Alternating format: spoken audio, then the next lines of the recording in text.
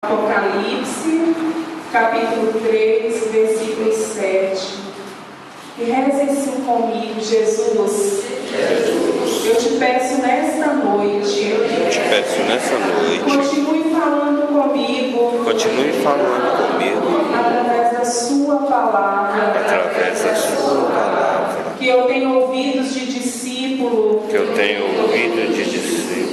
e coração de apóstolo, que eu coloque em prática a sua palavra. Amém. Versículo 7b diz assim: assim fala o santo, o verdadeiro, que tem a chave de Davi, aquele que abre e ninguém fecha, e que fecha e ninguém abre. Conheço a tua conduta. Vê, eu abri à tua frente uma porta e ninguém a poderá fechar. Pois tua força é pequena, mas guardaste a minha palavra e não renegaste o meu nome. Olha, eu te entrego uma parte da sinagoga de Satanás, daqueles que se dizem judeus e na verdade não o são, mas são mentirosos. Vou fazer com que venham prostrar-se diante de teus pés e reconhecerão então que eu te amo. Já que guardaste a minha ordem de perseverar, também eu te guardarei na hora da provação que está para vir sobre todo o universo, para pôr à prova os habitantes da terra. Eu venho logo, guarda bem o que recebeste, para que ninguém roube a tua coroa. Do vencedor farei uma coluna no santuário do meu Deus, e daí não sairá. Nela gravarei o nome do meu Deus e o nome da cidade de meu Deus, a nova Jerusalém que desce do céu, de junto do meu Deus. E gravarei nela também o meu novo nome. Quem tem ouvidos, ouça o que o Espírito diz às igrejas.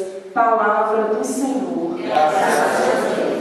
Meus amados, quantas vezes, por engano, nós ficamos apavorados ao ouvir Apocalipse? Eu digo isso porque eu já vivi isso, infelizmente. Eu tinha medo, eu tinha pavor de ouvir quando alguém falava Apocalipse. Mas em nome de Jesus, se há alguém ainda entre nós com esse pensamento errado, nessa noite vai cair por terra esse pensamento. Porque Apocalipse, meus amados, não é um livro de tragédia. Apocalipse significa revelação. Apocalipse é um livro de esperança. Apocalipse é a boca de Deus aberta para mim e para você, com toda a palavra de Deus. Esse Deus que diz: eu te amo de diversas formas. E nessa palavra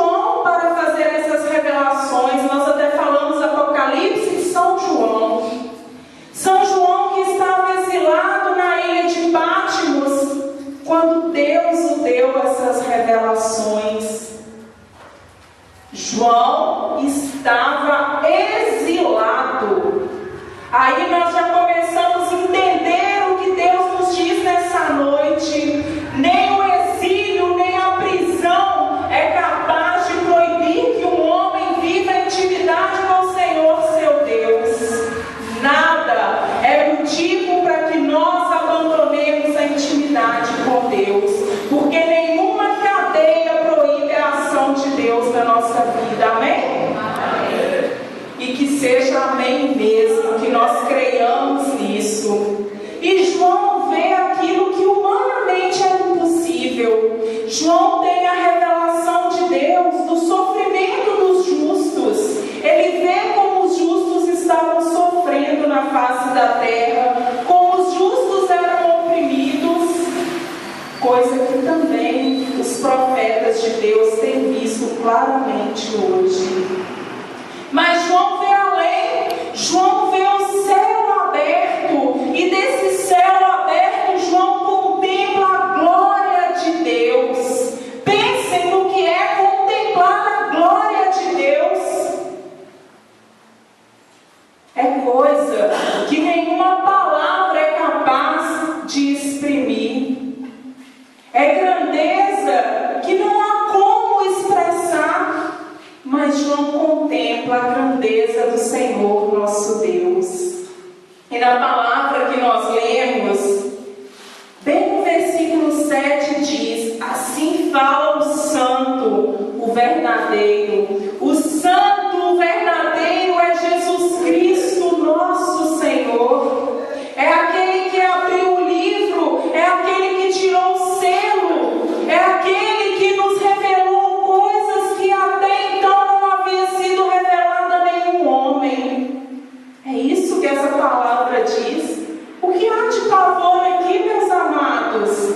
Nada. Pelo contrário, nós podemos nos encher de esperança. Volte seus olhos para o versículo 8 e olha o que diz: conheço a tua conduta. Vê, eu abri à tua frente uma porta e ninguém a poderá fechar. É o Senhor seu Deus que diz para você: eu conheço a tua conduta. Mas Deus não diz isso para você para te apavorar e para dizer: eu sei dos seus pecados. Pelo contrário, Deus diz: eu conheço a sua conduta. Eu sei que você é pequeno. Eu sei que você é fraco. Deus não nos olha com o dedão apontado assim para os nossos pecados, não. Pelo contrário, Deus nos olha assim, sempre de braços abertos para nos acolher. E esse Deus, ele diz assim, quando ele diz: eu conheço a sua conduta, ele não fala: você vai para o inferno. Pelo contrário, ele diz: eu abri na tua frente uma porta e ninguém vai poder fechar essa porta. Meus amados, Jesus é aquele que abriu a porta do céu para nós.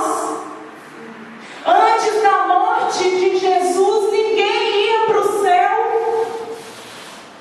Mas Jesus abriu para nós aquilo que era impossível.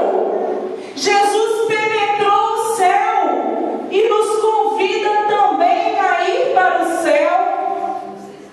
Eu vou e eu vou preparar para vocês uma morada. Prestem atenção, meus amados, é a palavra viva de Deus que nos diz isso. Você tem a vocação de ir para o céu. É para o céu que o Senhor te chama. E esse Deus, ele diz mais: eu abri uma porta e ninguém vai fechar. Ninguém vai impedir o nosso acesso ao céu. A porta do céu estará aberta para todos aqueles que disserem: sim, Senhor, eu quero. Sim, Senhor, eu vou. Mas também Jesus diz assim: e eu sou aquele que fecha portas e que ninguém mais pode abrir. Jesus fechou a porta da morte. Jesus fechou a porta do poder de Satanás sobre a nossa vida. O demônio não tem poder sobre aquele que vive debaixo do senhorio de Jesus Cristo, porque ele fechou a porta. Se alguém tinha medo do demônio aqui até hoje, pode dizer assim: ele que tenha medo de mim, porque o Senhor, meu Deus, acabou com a sua era.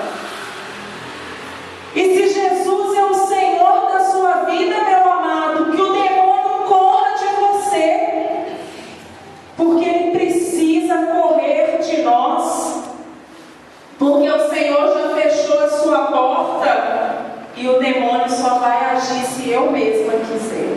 Se eu der liberdade de convidá-lo. Mas eu não quero. O Senhor da minha vida se chama Jesus Cristo.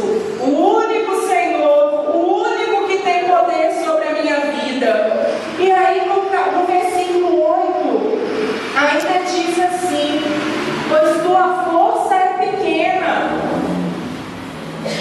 Nós é que imaginamos, gente, que Jesus fica contando os nossos pecados, as nossas fraquezas, mas Ele sabe, Ele diz: a tua força é pequena, mas tem um mas aí que é muito importante: guardaste a minha palavra e não renegaste o meu nome.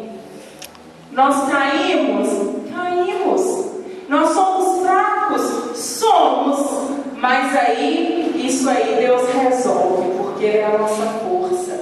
A nós cabe guardar a palavra de Deus. Como que nós guardamos a palavra de Deus? Fechando, colocando dentro de uma gaveta, escondendo bem com cadeado? Não. Isso é negligenciar a palavra de Deus. Guardar a palavra de Deus é viver a palavra de Deus. Guardar a palavra de Deus não é fazer como os fariseus. Eles sabiam a palavra de Deus, eles sabiam o que estava escrito na palavra de Deus, mas eles não viviam. Eles exigiam do outro, mas eles não colocavam em prática. Então, guardar a palavra de Deus, meus amados, é viver aquilo que o Senhor nosso Deus nos chama a viver na sua palavra. E o que o Senhor nos chama a viver, Viviane? O Senhor nos chama a viver o seu amor, a viver na sua graça, na sua misericórdia. Oh, meus irmãos, e como nós sofremos porque nós duvidamos tanto da misericórdia de Deus. Como a humanidade sofre por duvidar da misericórdia de Deus. Deus sempre está disposto a nos amar, a nos receber. E se nós guardamos a palavra de Deus, nós vamos saber bem disso. Porque na palavra o Senhor vive dizendo: eu te amo com amor eterno, eu troco reinos por você. Vai e não tornes a pecar, porque eu estou contigo. A palavra de Deus, meus amados, guardada, é como aquele tesouro, é como aqueles talentos que o Senhor diz no Evangelho, que aqueles homens recebem. Uns recebem 10, outros 5, outro 1. E cada um faz com aquele talento que bem quer, porque o Senhor dá liberdade, livre arbítrio. Mas bem-aventurado, nós vemos no Evangelho, aquele que multiplica os talentos que recebeu do Senhor. Bem-aventurados seremos nós, se nós formos multiplicadores da palavra de Deus. Bem-aventurados seremos nós, se as pessoas puderem ler o Evangelho na nossa vida. Bem-aventurados seremos nós, se as pessoas olharem para nós e puderem proclamar: Deus é vivo. Porque aquela pessoa passa por problema, mas ela passa de pé. Ela passa com fé. Ela passa com esperança. E é isso, guardar a palavra de Deus. E aí o Senhor diz mais: guardaste a minha palavra e não renegaste o meu nome. Como o nome de Jesus tem sido renegado hoje em dia, meus amados. Como? São tantas canções podres que às vezes nós cantamos. Há um tempinho atrás, há uns minutos, nós fazíamos o exercício de cantar uma canção inspirada pelo Espírito. Nós repetimos pedimos, age com poder, Senhor, várias vezes, porque às vezes nós cantamos e não entendemos o que nós estamos cantando e não prestamos atenção. E às vezes nós fazemos isso com as músicas do mundo, nós cantamos renegando o nome do Senhor, nosso Deus, e dando poder a quem não tem poder na nossa vida, porque nós não prestamos atenção. Quantas vezes nós renegamos o nome do Senhor quando nós temos vergonha, quando as pessoas nos perguntam: você crê em Deus? Qual que é a sua religião? E nós falamos: não acredito em Deus, mas esse negócio de religião não é comigo, não. Como assim? Para que será que Deus reuniu o povo? Jesus disse a Pedro: tu és Pedro, e sobre esta pedra edificarei a minha igreja. Então que nós tenhamos a graça e a coragem de dizer: eu sou da igreja de Jesus Cristo, católica, apostólica, romana. E quando nós temos vergonha de falar da nossa fé, nós estamos renegando o nome do Senhor. Quando nós nos comportamos, quem não crê em Deus, nós estamos renegando o nome do Senhor. Então, se nós guardamos a palavra de Deus e se nós honramos o nome de Deus, meus amados, vem aí o que o Senhor disse. Versículo 9: olha, eu te entrego parte da sinagoga de Satanás. O Senhor nos entrega aos nossos inimigos. Aquele que vive em intimidade com Deus, o Senhor desmascara os seus inimigos. Só convive com o inimigo aquele que não vive em intimidade com Deus, porque não precisa de julgamento, de desconfiança. Eu desconfio de fulano, eu desconfio de Beltrano. Não, o Senhor mesmo cuida de mostrar quem são os nossos inimigos. Para que nós possamos odiá-los? Não. Para que nós possamos apresentar o Evangelho para eles e dizer: é assim que se vive o cristianismo. Às vezes nós precisamos evitar uma convivência, mas isso não significa odiar. Que nós possamos rezar por aqueles que nos perseguem, que nós possamos rezar pelos nossos inimigos. Versículo 10. O que diz? Já que guardaste a minha ordem de perseverar, também eu te guardarei na hora da provação.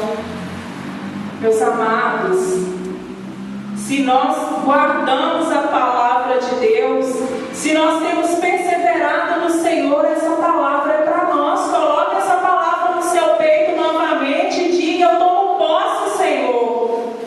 Eu creio na sua palavra e eu peço a graça de ser um homem e uma mulher perseverante na caminhada. Porque, meus amados, a provação já está aí. Os tempos difíceis são os nossos. E a tendência é piorar. Mas para aquele que tem o Senhor, não há o que temer. Porque o Senhor promete: na hora da provação, eu te guardarei. Na hora da provação, eu te guardarei. Por quê? Você guardou o meu nome. Você guardou a minha palavra. É essa a promessa do Senhor, meus amados. É esse Deus que age com poder na nossa vida. Esse Deus que não nos trata como um pai inconsequente que só mima o seu filho. Não. O Senhor nos ama como um pai autêntico. Ele nos mostra a verdade. Ele nos diz como caminhar. E o Senhor nos promete: aquele que perseverar até o fim será vencedor. Eu volto a perguntar: nós temos que temer o Apocalipse? Não. É a palavra dizendo para nós: tenha coragem, combata o bom combate, seja fiel, seja perseverante, porque eu vivo e aquele que permanecer em mim viverá. Meus amados, as coisas ruins que mostram no Apocalipse, elas já aconteceram e muitas estão acontecendo. Mas para aquele que permanece em Deus, a sua proteção é certa. Para aquele que está no Senhor, não há o que temer. Você está em Deus, meu amado? Então fique de pé.